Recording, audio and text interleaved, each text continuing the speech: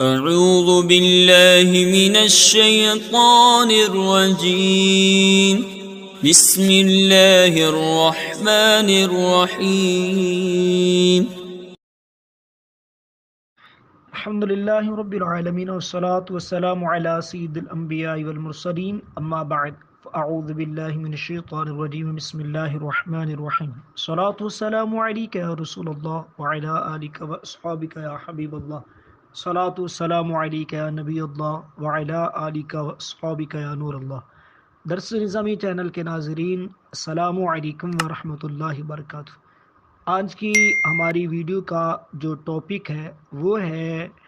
اساتذہ کرام کا درجہ اولیٰ کو پڑھانے کا کیا انداز ہونا چاہیے۔ تدریس کے انداز بندہ مسکین کیا عرض کرے گا، اس موضوع پہ تو ہمارے اسلاف کی تحاریر و تقاریر موجود ہیں، لیکن کچھ معروضات بطور سبق کے عرض کر رہا ہوں۔ اگر یہ معروضات آپ اپنے دل کے گولدستہ میں سجا لیں گے تو انشاءاللہ اس کا بڑا فائدہ ہوگا۔ نمبر 1، یہ بات ذہن نشین رکھیں کہ درجہ اولیٰ کی تدریس بنسبت بڑے درجات کے مشکل ہے، کیونکہ بڑے درجات کے طلباء کرام بات جلدی سمجھ لیتے ہیں، جبکہ پہلے سال کے طلباء کرام کو سمجھانا ذرا نہیں بلکہ بہت مشکل ہوتا ہے، کیونکہ انہوں نے اس سے پہلے اس طرح کا نہ ماحول دیکھا ہوتا ہے اور نہ ہی اس انداز سے پڑھا ہوتا ہے۔ نمبر 2، اس درجے میں کچھ مدرسین کا یہ نظریہ بھی ہوتا ہے کہ صرف و نحو کو فی الحال آپ رٹا لگا کے یاد کر لیں، آپ کو اگلے درجات میں سمجھ آ جائے گا۔ یہ طریقہ درست نہیں، کیونکہ اس سال میں تو عربی گرامر کے ان دو علوم یعنی صرف و نحو کی بنیادی باتیں تو سمجھا کے یاد کروانی ہے، تاکہ اگلے درجات میں یہ طالب علم عربی عبارت پڑھ سکے۔ نمبر 3، معلم بالخصوص صرف و نحو کا درجے میں جانے سے پہلے ایک خاکہ خلاصہ تیار کر کے جائے۔ ابتداً زبانی طلباء کرام کو وائٹ بورڈ پر مختلف انداز مختلف مثالوں سے سمجھانے کی کوشش کریں۔ انشاءاللہ عز و جل اس طرح سے کوئی بھی فن طالب علم کو مشکل نہیں لگے گا۔ ہمارے ہاں کتاب سے پڑھ کر سنایا جاتا ہے اور وہی مثال سمجھا کے چھوڑ دیا جاتا ہے، اسی وجہ سے یہ دو علوم طلباء کرام کو پہاڑ لگتے ہیں۔ نمبر 4، کوشش کریں کہ طلباء کرام کو صرف و نحو کی کتاب سے مستغنی کر کے اس کو علم فن پڑھائیں، تاکہ وہ طالب علم ابھی سے اس فن کی دیگر کتاب خود پڑھ سکے۔ اگر آپ نے طالب علم کو کتاب کے اسلوب میں محدود کر دیا تو طالب علم میں صلاحیت کا پیدا ہونا مشکل ہے۔ نمبر 5، دوران سبق مختلف موقع پر درجے کے تمام طلباء کرام سے وہی تعریف یا قاعدہ جو آپ پڑھا رہے ہیں بلند آواز سے سنایا جائے اور سنا جائے، تاکہ طالب علم کی جھجک، خوف، ڈر دور ہو جائے، تاکہ طالب علم آپ سے سوال کر سکے۔ نمبر 6، تمام طلباء کرام سے ہر دن سبق کا خلاصہ زبانی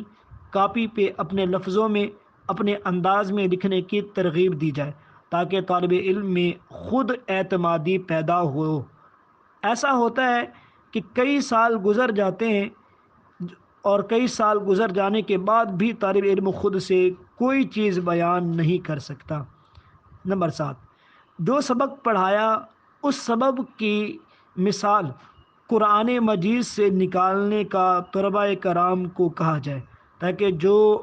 پڑھا ہے اس کا اجرا کر سکیں، کیونکہ جب ہر سبق کا اجرا کر کے پڑھیں گے تو طالب علم کے لیے کچھ مشکل نہیں رہے گا۔ نمبر 8، اسی طرح سے پورے ہفتے میں جتنا پڑھا اس پورے ہفتے کے اسباق کا کسی ایک مثال پہ اجرا کر کے دکھائیں اور پھر طلباء کرام سے اجرا کروائیں۔ مختلف طلباء کرام کو بلا کر وائٹ بورڈ پر ہی جو ہے کوشش کی جائے، وائٹ بورڈ پر ان سے لکھوایا جائے اور کہا جائے کہ بیٹا آپ کھڑے جائیں، ان کو سمجھائیں، تو انشاءاللہ ان کا کانفیڈنس بھی بحال ہوگا اور ان کو جو ہے اس کے اندر مدد بھی ملے گی۔ نمبر 9، کوشش کریں درجے میں ہی مقابلے کی فضا قائم کریں۔ دو طالب علموں کو کھڑا کر کے کہیں کہ ایک سوال کرے دوسرا جواب دے، تاکہ طالب علم میں جواب دینے کے ساتھ ساتھ سوال کرنے کی بھی صلاحیت پیدا ہو۔ نمبر 10، ہفتے میں ایک دن آپ کسی اخلاقی پہلو پہ گفتگو کریں، تاکہ طالب علم علم کے ساتھ ساتھ اخلاق میں بھی بہتر ہو، کیونکہ یہ بنیادی درجہ ہے، اس میں جو عادتیں آ گئیں وہ آخر تک رہیں گی۔ نمبر 11، کبھی کبھار منصب تدریس چھوڑ کر ایک والد صاحب یا بھائی بن کے پیش آئیں، تاکہ طلباء کرام اپنے مسائل آپ سے شیئر کر سکیں، کیونکہ یہ سفر مسائل سے بھرا پڑا ہے۔ اگر استاذ اپنی کتاب کی حد تک رہے گا تو وہ اپنے مسائل کس طرح سے شیئر کریں گے۔ نمبر 12، طلباء کرام کو دولت اور دنیا کی مختلف رنگینیوں سے دور کرنے کی کوشش کریں، کیونکہ دنیا کے ساتھ دین کا ما حق حاصل نہیں کر سکتے، اور ساتھ میں احکام شرع کی پابندی کا بھی درس دیتے رہیں، کیونکہ کچھ حروف پڑھنے کے بعد بندہ حیلہ کرنا شروع کر دیتا ہے اور بے باک بھی ہونا شروع ہو جاتا ہے۔ آخر میں اتنا عرض کروں گا کہ جو طلباء کرام آپ کے پاس پڑھنے آئے ہیں ان کو اپنی اولاد سمجھ کے پڑھائیں، تاکہ مستقبل ان کا روشن ہو، اور اپنے اجارہ ٹائم سے ہٹ کے بھی وقت دیا کریں، کیونکہ یہ میری اولاد ہے اور اولاد کے لیے کوئی وقت متعین نہیں ہوتا۔ اب آپ کی مرضی ہے کہ اس بچے کا مستقبل اچھا بنائیں یا اس بچے کا مستقبل جو ہے آپ خراب کر دیں اور وہ ہمیشہ ہمیشہ کے لیے دین سے دور ہو جائے۔ ساتھ ساتھ آپ پڑھانے کے اندر اچھی اچھی نیتیں بھی کر لیا کریں، کہ اگر آپ کی پڑھانے کی وجہ سے آپ نے اگر کسی بچے کو اچھا وقت دیا، اس کو اچھے انداز سے پڑھایا، ہو سکتا ہے کل کو وہ عالم دین بن کر اور وہ مفتی بن جائے، اور انشاءاللہ اس طرح وہ جب تک علم دین پڑھاتا رہے گا تو انشاءاللہ آپ کو بھی اس کا ثواب ملتا رہے گا۔ اور ساتھ ہی ساتھ میں درجہ اولیٰ کے طالب علم سے عرض کروں گا کہ وہ اس درجے کے اندر جتنا ہو سکے محنت کریں، جتنا ہو سکے، اور اگر جتنی محنت کریں گے اتنا ہی اس کے لیے آنے والے جو درجات ہوں گے ان کے لیے وہ آسان ہو جائیں گے۔ تو لہٰذا درجہ اولیٰ کے طالب علموں کو چاہیے کہ وہ زیادہ سے زیادہ اجرا کریں، اور جو سمجھ نہیں آتی بغیر خوف کے اپنے اساتذہ کرام سے سوال کیا کریں، انشاءاللہ اس کا فائدہ ہوگا۔ اللہ تبارک و تعالی ہمیں عالم دین با عمل بننے کی توفیق عطا فرمائے، آمین آمین، بجاہ خاتم النبی صلی اللہ علیہ وسلم۔